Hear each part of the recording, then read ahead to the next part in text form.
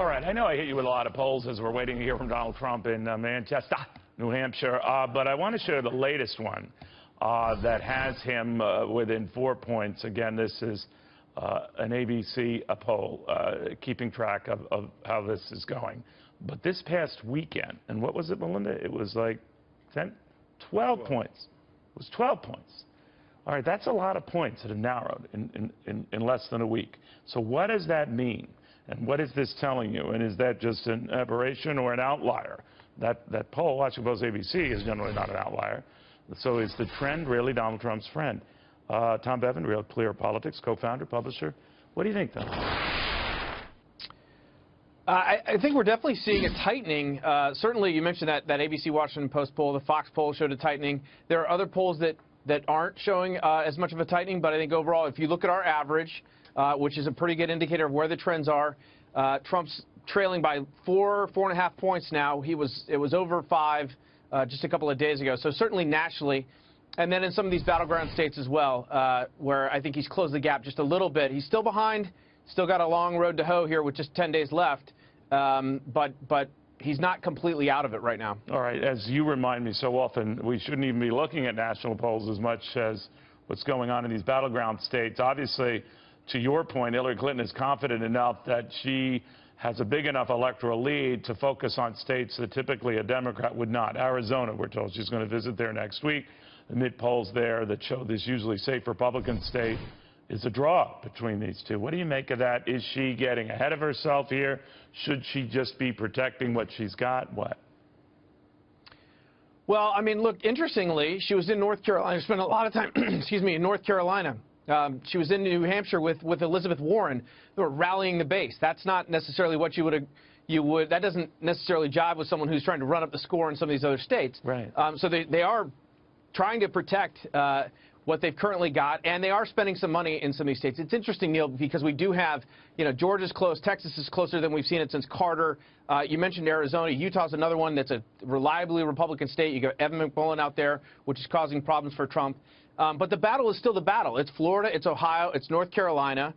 Trump has to win all 3 of those. And then beyond that, he's got to win either Pennsylvania or some combination of states to get him to 269, and he certainly 270. can't afford to lose the Georgias, the Texases, the Arizonas. He can't afford that because it would make a moot point of gaining there. Having said that, a lot of people go back to 1980 and mention the Carter-Reagan example where it just blew out in the final days.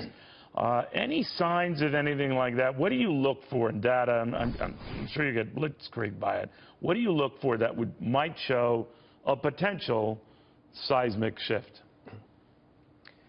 I mean, at this point, we just have a different electorate, Neil. I mean, we are an evenly divided country. We have been, since 2000. Right.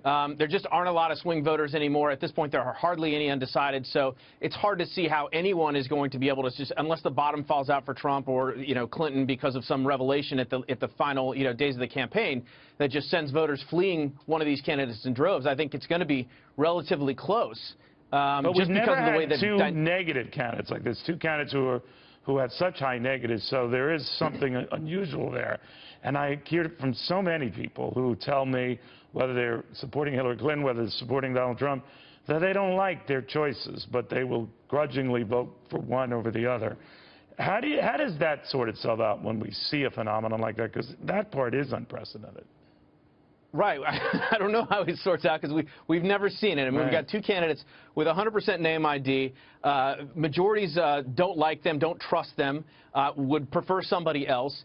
And again, in an evenly divided country, it's unlike anything we've ever seen. And the way that they're dividing up this electorate among race and class and gender is more extreme than we've seen in the past, too. And so this is just an unprecedented election. I don't think anyone knows how this is going to work out with just 2 weeks left.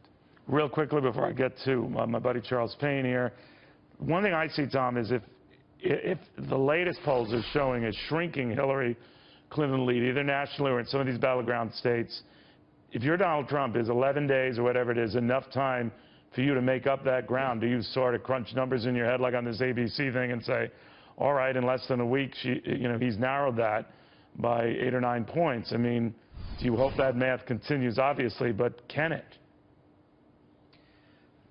We don't know. I mean, again, The other sort of defining moment of this election, is that whoever's under the spotlight suffers, and Clinton is now under the spotlight with all these WikiLeaks revelations. If that continues for another 10 days, it could be enough, but there's no saying that that's going to happen. We could see the spotlight shift back to Donald Trump and his numbers go back down. So I just don't think we know whether Donald Trump's momentum, how much momentum he's got, and whether it'll continue. We'll have to wait and see. You know what I love about you, Tom? Not only that you're brilliant, but you answer a question saying, I don't know. Here's a concept. No, seriously, that's actually something nice to see. I don't know, which explains my life, Tom. Tom Bevan, thank you very, very much.